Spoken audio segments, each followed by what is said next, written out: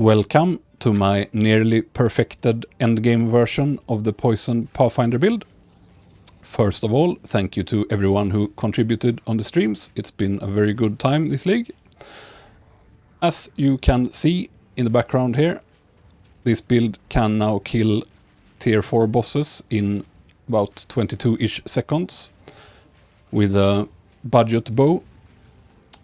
It has possibly the fastest theoretical mobility you can have in Path of Exile outside of uncontrollable flicker strikes.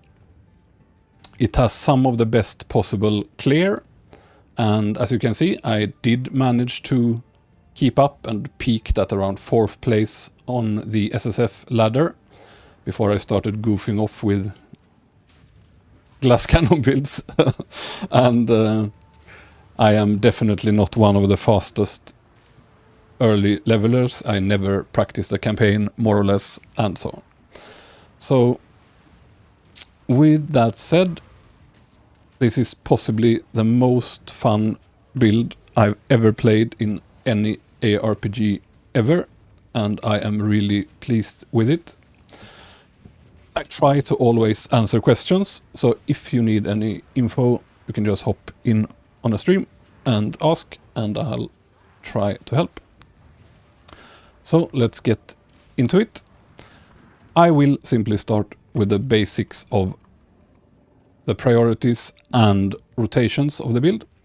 And this is a build where all your damage scales off the physical damage and the crit of your bow. So it's very important to have, first of all, physical damage and crit on the bow. Sliver Tongue is a super cheap option that is pretty much unbeatable unless you have a near mirror tier bow. I will get into this in more detail in a bit.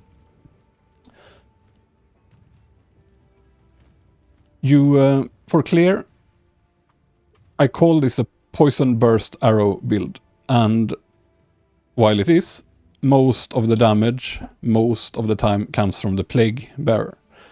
Both for clear, and when you have good gear, you can use one poison burst arrow, usually enough to build a full plague bearer Nova.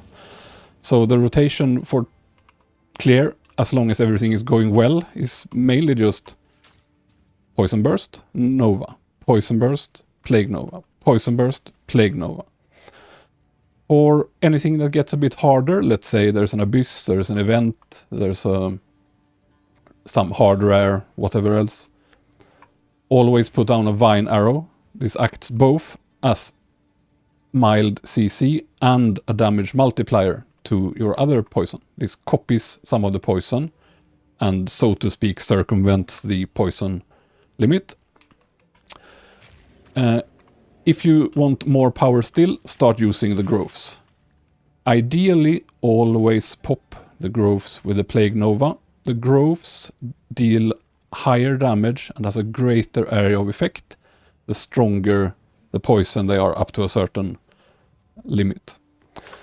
So that's it for clear. Against bosses, try to always precast the growths.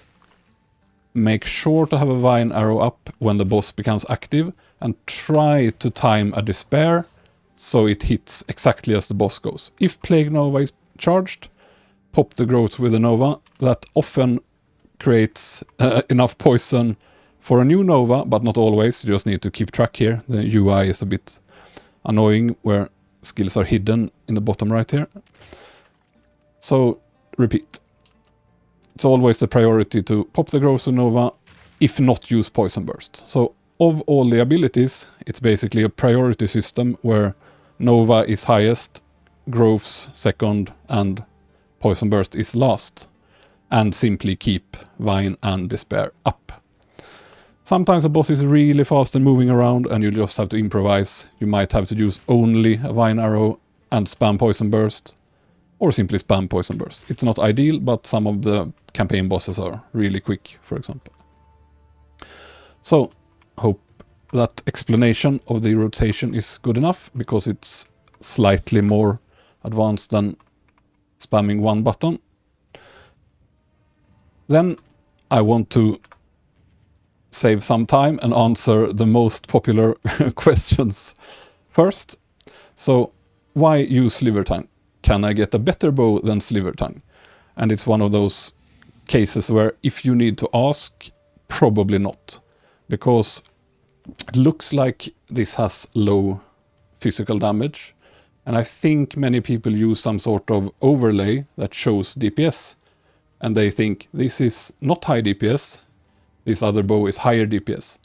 But that function, and also if you just paste it into Path of Building, fails to take into account crit for DPS. And not to mention, Sliver Tongue has fork without damage penalty and endless pierce after forking. So to replicate that, you simply would need, I don't even know, 4-ish support gems extra. So Sliver Tongue, even if you have a mirror tier bow, is unlikely to be beaten for clear. But if you want to kill tier 4 bosses in 10 seconds instead of 15 or whatever Sliver Tongue would end up with in the end, then you could spend a mirror or tons and tons of currency and get a crit Gemini and replace it. So I just want to show the difference that my tooltip DPS is now 13.7k with Sliver Tongue. If I swap to this bow that looks like it has very high damage, see, it's the same. So if this also had a crit base, it would be good for bosses, but it doesn't, so it's basically trash for a crit build. With that out of the way, let's get into the rest of the gear and stat priorities. So, in order to always do good damage, all of the poisons in Path of Exile usually work that they do not hit, but they poison as if hitting. And this also means they can crit. So you always have to keep your bow up to date. And since Sliver Tongue is absolutely amazing, you can get an endgame tier bow at level 39 that can kill pinnacle bosses and have some of the fastest possible clear in the game. So you simply never need to waste any currency or effort trying to get any other bow. And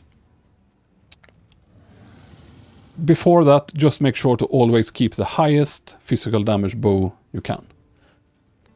As for the other gear, it's pretty straightforward. You want evasion, you want deflection, you want to fill out your resists. You then want flat physical damage where you can, the gloves, rings, if possible. You want projectiles, again, if you can, on the amulet, and spirit. Spirit on amulet is one of the highest priorities for the entire gear. For helm, always use a high energy shield helmet. This is because it basically carries your entire defense due to subterfuge mask and ghost dance. Every time you get hit, it procs a recovery of energy shield 7% of your evasion, which basically refills the little energy shield you have. So gear, pretty straightforward. For belts, Headhunter best for clear, Rislatha best for bosses. I have been exceptionally lucky in SSF and found one. Quiver, very important also, has a large part of your DPS. Physical damage, damage with bow skills, projectile skills, critical strike chance, critical damage, projectile skills. Attack speed is not high priority. You should have a crit base instead. Just SSF things. So that should be it for the gear. Skill tree. I have a leveling version of this if you check the earlier videos as well. If you want a quick explanation, I would just follow this pretty linear tree and don't take the crit nodes when leveling. As soon as you have a sliver tongue, you can start pumping the crit nodes. Or another good crit bow. So very straightforward. This build scales damage from all the possible poison magnitude combined with all the possible crit and the highest weighted attack nodes on the per point on the way. So several multipliers acting together.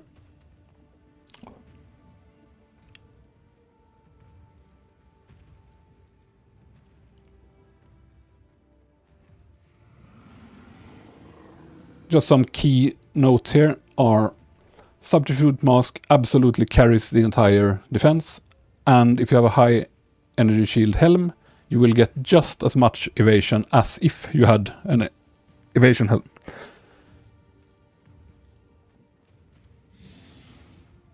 This is very nice. It carries your sustain during maps. You can combine this with cannibalism if you can fit spirit. It's one of the best fillers for spare spirit. This is completely optional. I have it right now to get my shield up a little bit.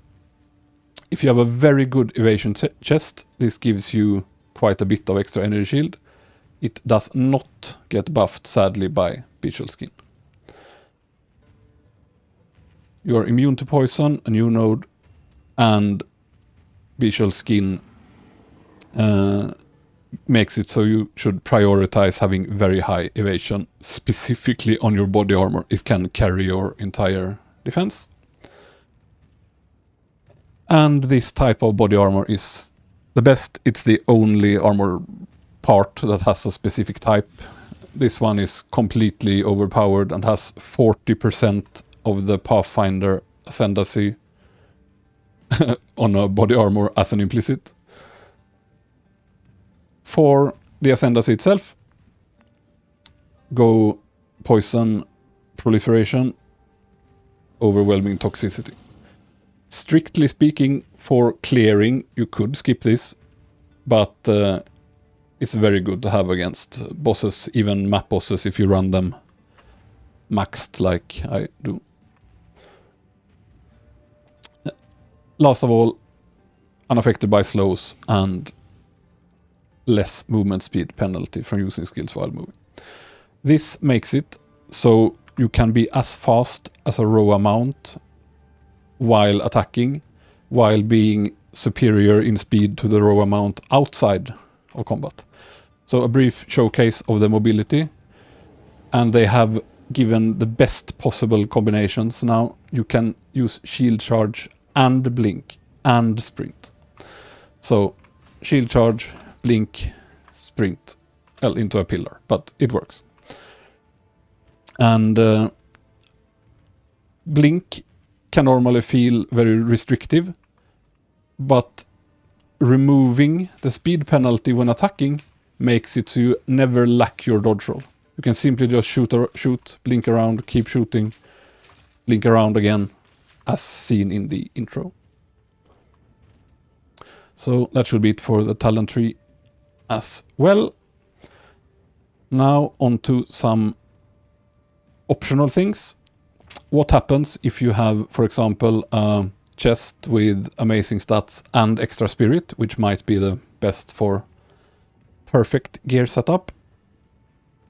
Then the choices fall between Withering Presence for some extra damage for stuff you stay near, taking a companion, and if you do take a companion, drop this node and either drop Spectral Ward or steal a few points from blinding strike. The best way is to check in Path of Building what your damage would be best. And take the companion tree, otherwise you won't be able to reserve the companion. So this has lots of damage that will also apply to you and less reserve. For pets, you either get the Armored Rex, the Nettalant everyone has. It's very annoying, keeps casting ice explosions. I instead spent a couple hours farming the fast beast in Mordon Quarry, but just ballparking it from the stat weights in in PoE this might take, a couple hours if you want all the auras. But it has both insects and dogs, while the dog seems it can bug out now and then.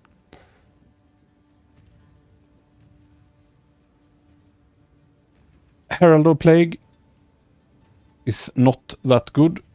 It does, when I tested it in 0.2, spread an additional poison, but when you test it, it's simply not noticeable. So it is an option, but not the one I recommend.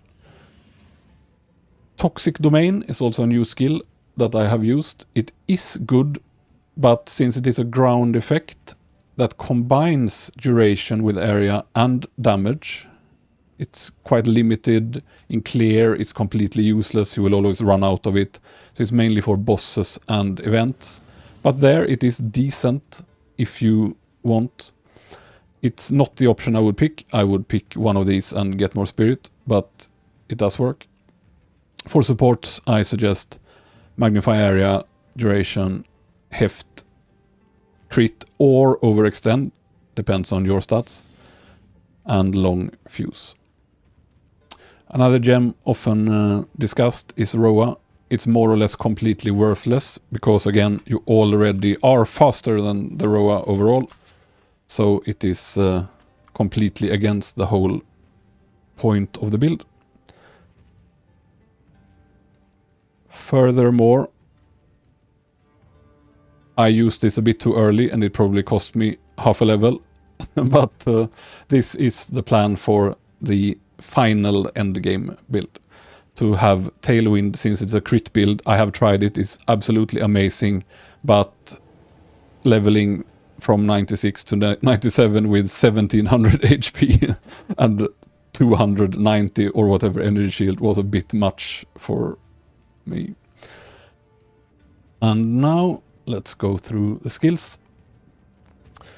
Poison Burst is one of the main abilities, and its primary purpose is to build up Plague Bearer. For Poison Burst, I like to have mobility. Here, if you prefer, you can have something else, but the whole point of the build is to remove the movement speed penalty, so I really like it. Deadly Poison to add stronger poisons. I do not run the extra stacks on this, because it is it simply builds slower then. It's something you can swap an additional poison stack on bosses instead of whatever shows as lowest for you in PoB. Heft, one of the best physical skills, especially if you have Rislatha, they synergize. Overextend once you have high critical strike chance. Until then, run pinpoint critical. You can also use both, but then they nerf each other, so to speak. And rapid attacks as the last filler.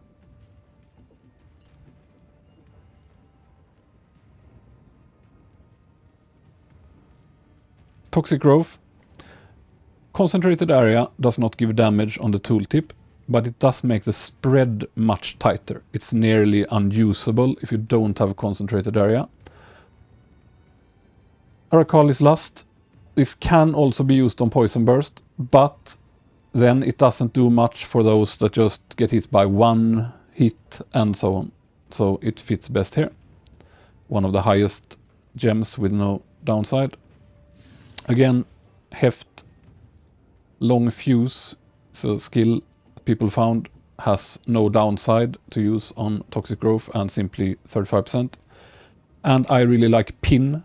This instantly shotguns pin and roots even map bosses in place in one cast.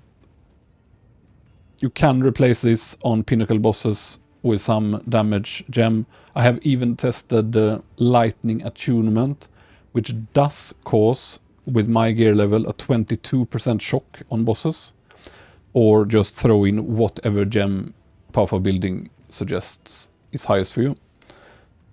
Vine Arrow, Swift Affliction, more area, more duration, cast it faster, and slow potency. Shield Charge, I've only found Rapid Attacks 3 working. If anyone has any other suggestion, please let me know. Wind Dancer, very important for defense. And here you can throw in Blind, Poison Support, and Maim. So when it procs and you get hit, the enemies get pushed back, they get blinded, they get poisoned, and they get maimed. So they are slow, snared, dying, and can't hit you.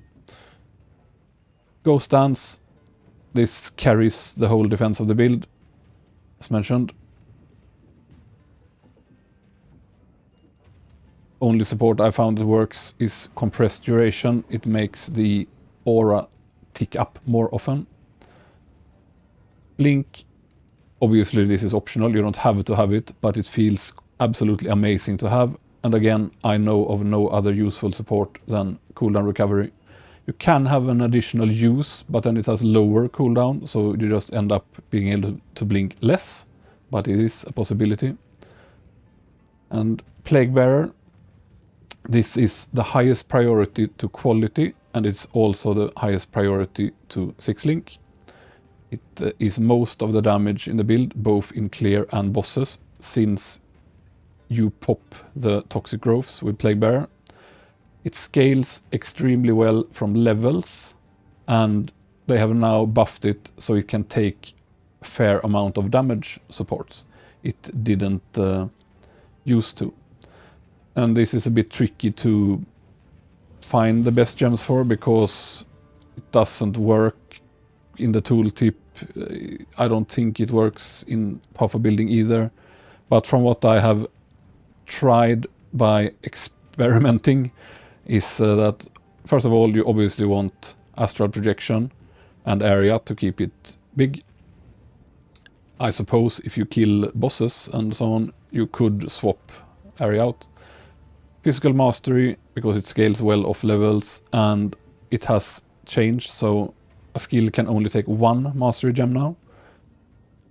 Diala's Desire, and if you don't have this, just put Heft.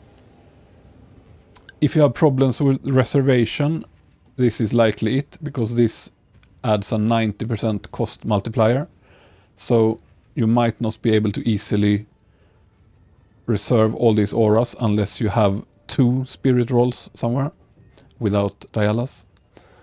And Deadly Poison. This seems to make the poison a lot stronger on it. For Despair, Magnified, Focus Curse, Titan Curse, Rapid Casting. Nothing special. You can have Hex Bloom if you want it to spread on, say, events, but it just makes it cost more mana, so I don't recommend. So, again, priority, Plague Bearer, both for links and quality.